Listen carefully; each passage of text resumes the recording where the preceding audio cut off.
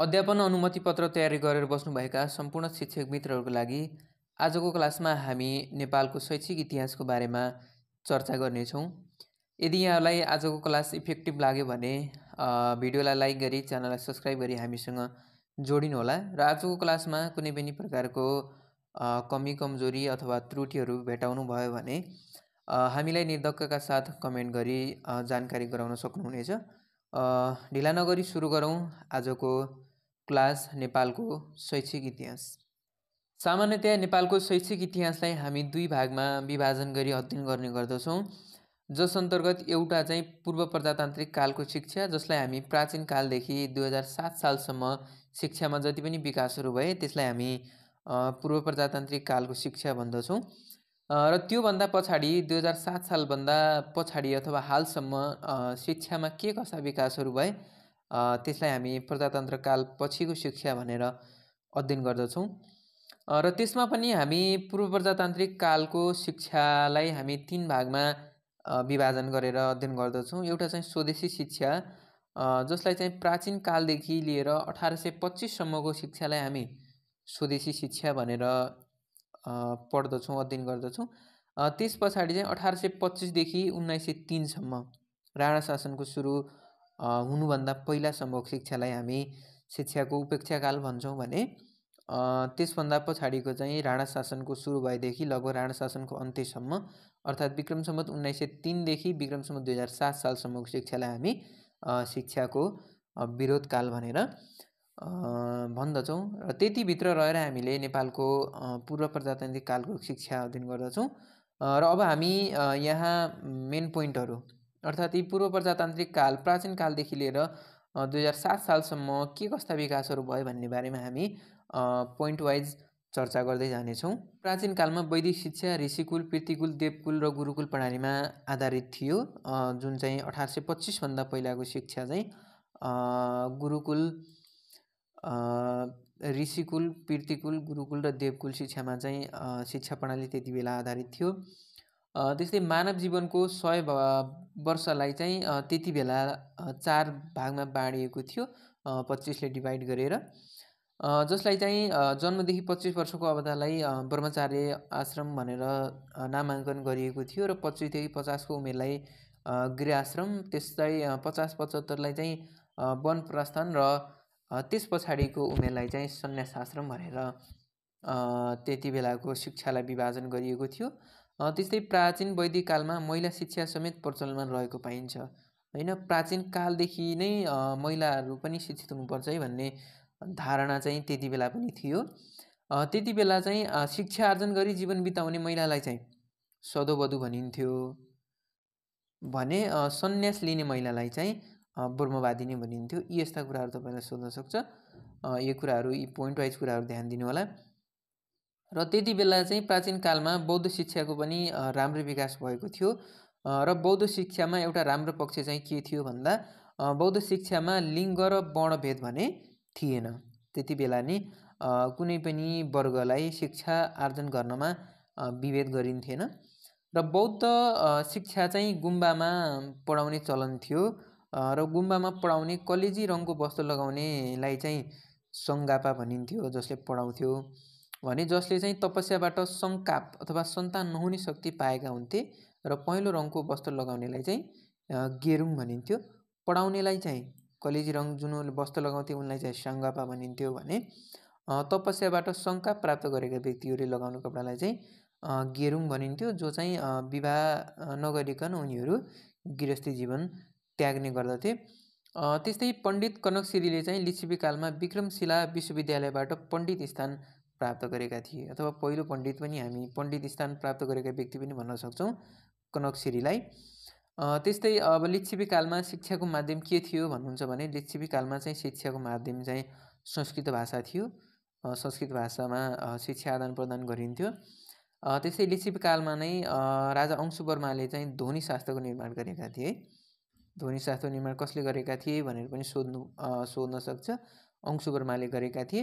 र अंशुवर्माको पालामा चाहिँ शिक्षा बौद्ध, शैव र वैष्णव समुदायमा विभाजन गरेको थियो। शिक्षालाई 3 भागमा विभाजन गरिएको थियो, बौद्ध, शैव र वैष्णव गरी 3 भागमा चाहिँ शिक्षालाई विभाजन गरिएको थियो। त्यस्तै विक्रम सम्वत 1719 मा इसाई धर्म प्रचारक डोरबिल चाहिँ प्रताप मल्लको पालामा नेपाल प्रवेश गरी इसाई धर्मका चाहिँ उनले प्रचार गरेका थिए।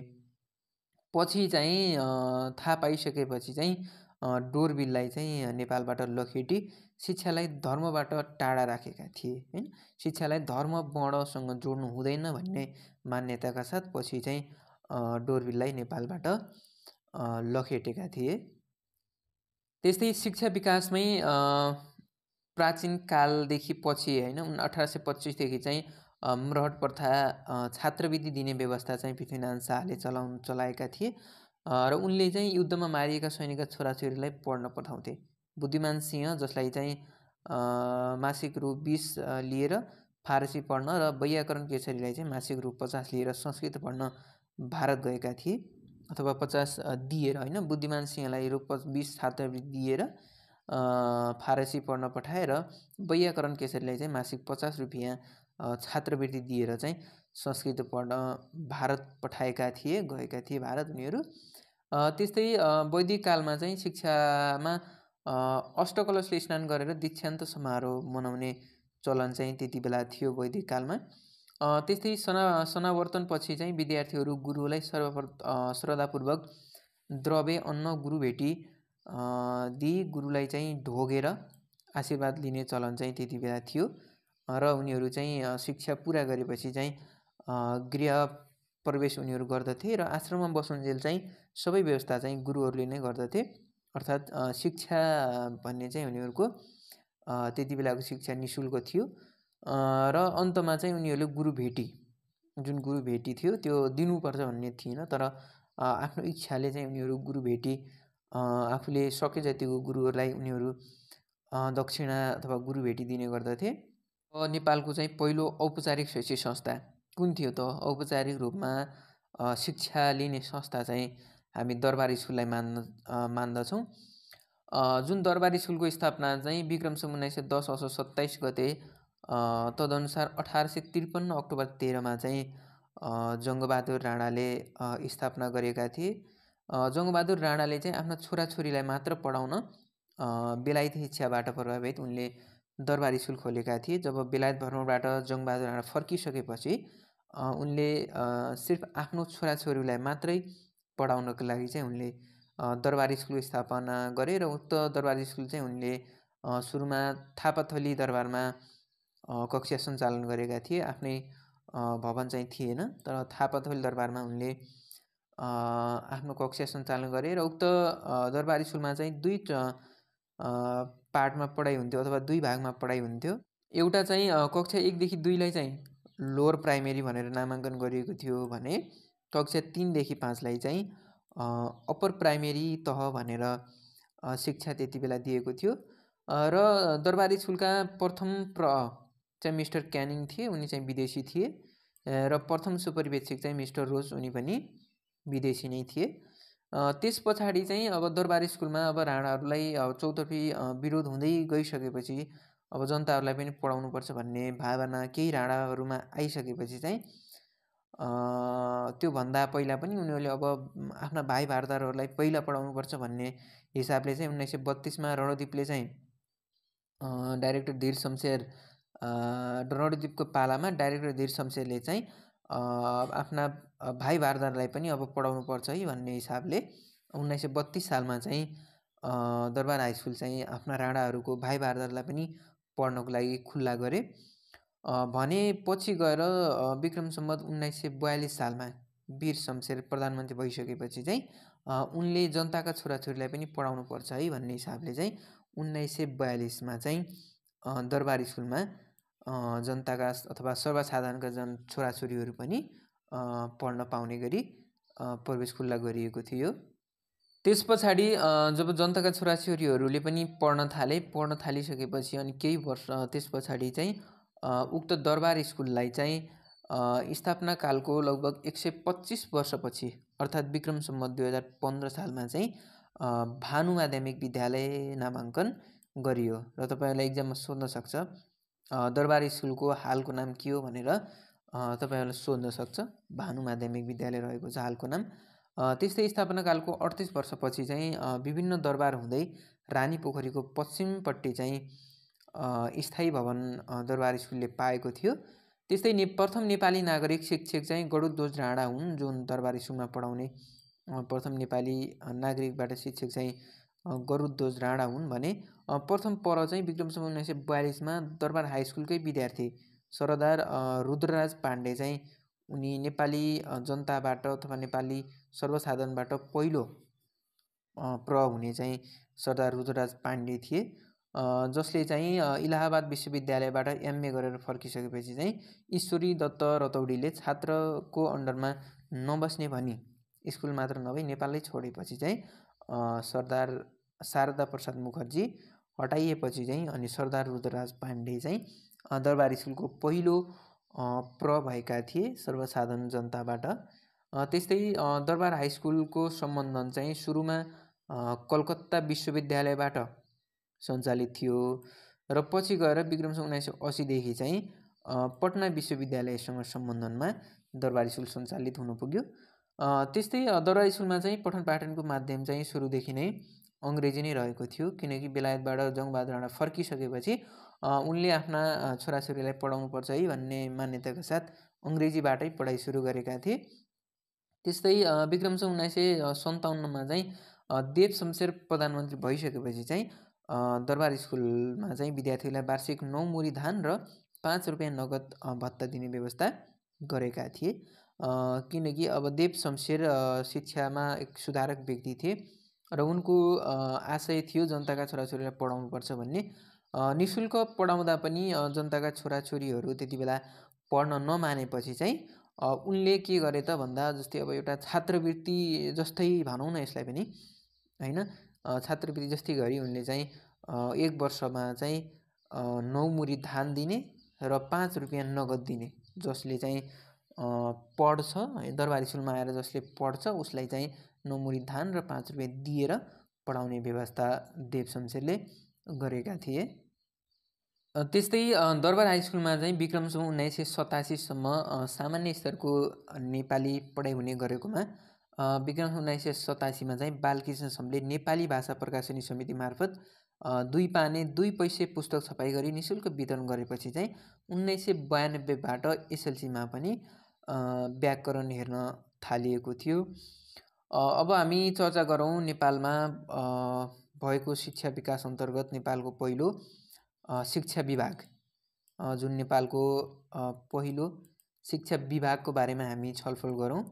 शिक्षा विभाग चाहिँ विक्रमसम्म 1915मा director general of public instruction अफिसको रूपमा चाहिँ नेपालमा पहिलो शिक्षा विभागको स्थापना भएको थियो, जसलाई चाहिँ director general of public instruction प्रमुख भनिन्थ्यो त्यति बेलाको शिक्षा विभागको प्रमुखलाई। 70 वर्षपछि चाहिँ भीम शमशेरद्वारा विक्रमसम्म 1985मा director general of public instruction र संस्कृत शिक्षा डाइरेक्टरमा विभाजन, उक्तलाई चाहिँ संस्कृत शिक्षा डाइरेक्टरमा विभाजन गरे र त्यस पछाडि चाहिँ विक्रमसम्म 2024 साल श्रावण 1 गतेदेखि डाइरेक्टरलाई चाहिँ महानिर्देशक नाम दिएको थियो र 2028 साल भाद्रदेखि चाहिँ शिक्षा विभाग खारेज भई 2056 साल जेठ 9 गते शिक्षा विभाग पुनः स्थापना भएको थियो। 2028 भाद्रमा चाहिँ शिक्षा विभाग खारेज भयो अनि 2024 सालमा चाहिँ श्रावण 1 गतेदेखि डाइरेक्टरलाई महानिर्देशक भन्न थालियो र 2028 भाद्रदेखि चाहिँ शिक्षा विभाग खारेज भई 2056 साल जेठ 9 गते चाहिँ शिक्षा विभाग पुनः स्थापना भएको थियो। र यहाँ चाहिँ मैले एउटा सानो कुरा टिप्न भुलेछु, त्यसको बारेमा तपाईहरुलाई भन्छु।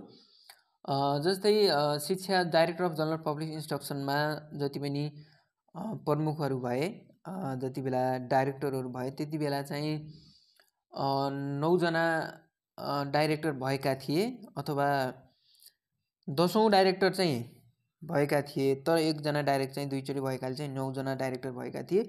प्रथम डाइरेक्टरलाई चाहिँ हामी बबरजङ राणालाई हामी मान्छौँ, जसले चाहिँ 17 वर्ष कार्यावधि थियो उनको।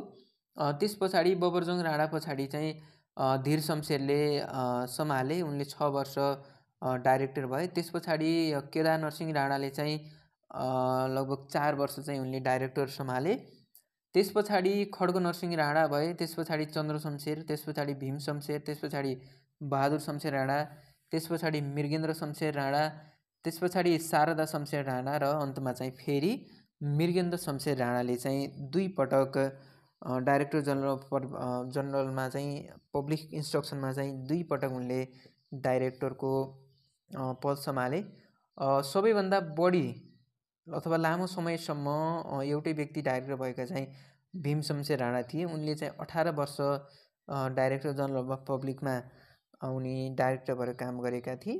त्यस्तै अब 2 चोटि गरेर सबैभन्दा धेरै हुने चाहिँ मृगेन्द्र शमशेर राणा थिए। मृगेन्द्र शमशेर राणाले चाहिँ 1986 देखि 1998 सम्म 12 वर्ष र मृगेन्द्र शमशेरले फेरि गएर 2002 देखि 2007 सम्म 5 वर्ष गरी कुल 17 वर्ष चाहिँ उनले डाइरेक्टर जनरल अफ पब्लिक इन्स्ट्रक्सनमा डाइरेक्टरको काम गरेका थिए भने सबैभन्दा बढी समयसम्म चाहिँ भीम शमशेरले गरेका थिए। 1958 देखि लिएर 1976 सम्म चाहिँ डाइरेक्टर जनरल अफ पब्लिक इन्स्ट्रक्सनमा चाहिँ डाइरेक्टर भई काम गरेका थिए। अब हामी चर्चा गरौँ संस्कृत पाठशालाको बारेमा। पाठशाला राणा शासनमा पाठशालाको स्थापना एकदमै धेरै भएको छ, जसमध्ये देव शमशेरको पालामा सबैभन्दा धेरै भाषा पाठशालाहरू चाहिँ खोलिएका थिए। विक्रम सम्वत 1822 जनकपुरको मटिहानीमा तस्मैया बाबाले मटिहानी स्कुल पाठशालाको स्थापना गरेका थिए। त्यस्तै त्यस पछाडि चाहिँ विक्रम 1927 सालमा चाहिँ जङ्गबहादुरको पालामा नारायणी टी स्कुल पाठशालाको स्थापना गरिएको थियो। त्यस्तै 1931 जङ्गबहादुरका छोरा जितजङले आर्यघाटदेखि दक्षिणतर्फ राजराजेश्वरी घाटमा चाहिँ संस्कृत पठन पाठन र कर्मकाण्ड गराउन निजी खर्चमा पाठशाला स्थापना गरी पण्डितमा चाहिँ विष्णुहरिलाई नियुक्ति गरेका थिए।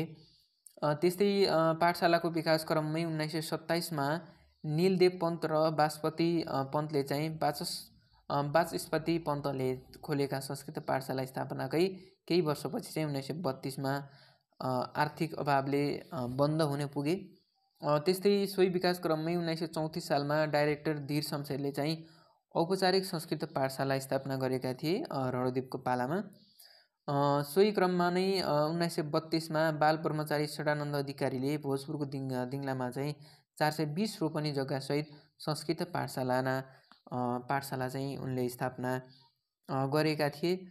त्यस्तै सोही क्रममै पाठशाला स्थापनाको क्रममै 1941 वैशाख 1 गते धीर शमशेरले 54 जना ब्राह्मणलाई भोज गराई शिक्षा दिने व्यवस्था गरेकोमा उक्त नियमलाई चाहिँ 1943 वैशाख 4 गते वीर शमशेरले 3 धारा संस्कृत पाठशालामा थप 54 सहित 108 जना ब्राह्मणलाई चाहिँ रानीपोखरीको उत्तर पूर्व दिशामा आवासीय पाठशालाको व्यवस्था गरिएको थियो, जहाँ चाहिँ अहिले भन्नुहुन्छ भने संस्कृत छात्रावास रहेको छ। अहिले चाहिँ संस्कृत छात्रावास रहेको छ उक्त ठाउँमा। त्यस्तै वीर शमशेरले 3 धारा संस्कृत पाठशालामा छात्रहरूलाई नित्य भोजन दिनको लागि 1 पैसा दक्षिणा र आवासको सुविधा उपलब्ध गराएकोमा विक्रम सम्वत 1987 माघ 28 चाहिँ भीम शमशेरले उक्त प्रथालाई अथवा उक्त पाठशालाहरूलाई चाहिँ रोक्का लगाएका थिए। त्यस्तै पाठशालाको स्थापनाको क्रममा नै 1955 सालदेखि रानीपोखरी प्रधान पाठशालामा मध्यमा सम्मको पढाइ हुन थालेको थियो। सोही क्रममै 1962 भारती भवन पाठशाला डोटीमा स्थापना गरियो। त्यस्तै 1966 चाहिँ ज्ञान कुम्भ संस्कृत पाठशाला चाहिँ जनकपुरमा स्थापना गरियो। त्यस्तै पाठशालाको स्थापना क्रममै 1966 गुल्मीमा विष्णु पञ्च रेड्डी संस्कृत पाठशालाको स्थापना गरियो। त्यस्तै 1987-78 कपिलवस्तु तौलियामा चाहिँ तौलेश्वरनाथ संस्कृत पाठशालाको स्थापना गरियो। त्यस्तै 1957 पोखरामा संस्कृत पाठशालाको स्थापना गरियो।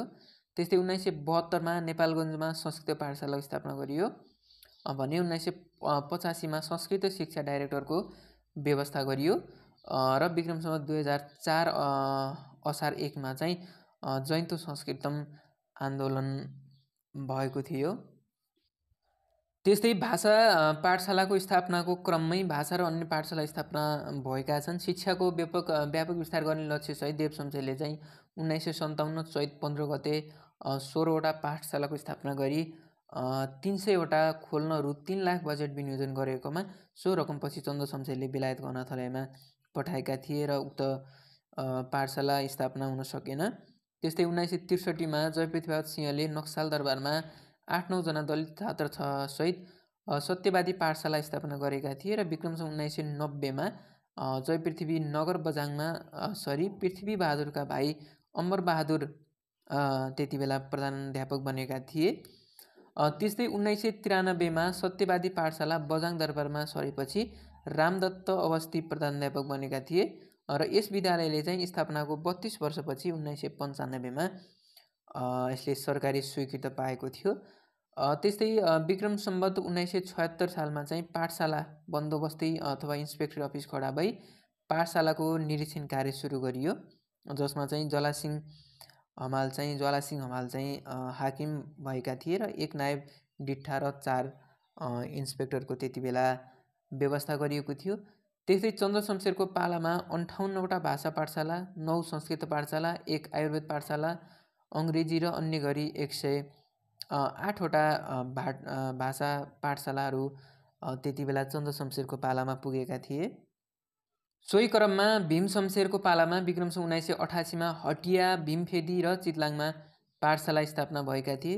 विक्रमसम्म 1986 साल कार्तिक 4मा चाहिँ कृष्णप्रसाद कोइरालाले भारतमा खोलेको विद्यालय विक्रमसम्म 1992मा विराटनगरमा सारेका र सो विद्यालयको नाम आदर्श विद्यालय विराटनगर राखिएको थियो।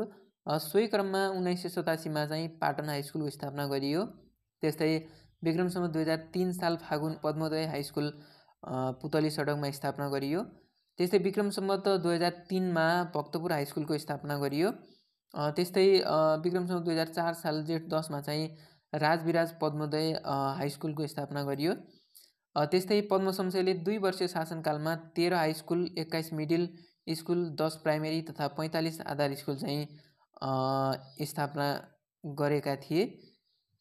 त्यस्तै विक्रमसम्म 2004 असोज 16मा चाहिँ पद्म शमशेरले 14 आधार स्कुलको स्थापनाका लागि स्वीकृति दिएका र कार्तिक 7मा चाहिँ उद्घाटन गरिएको थियो।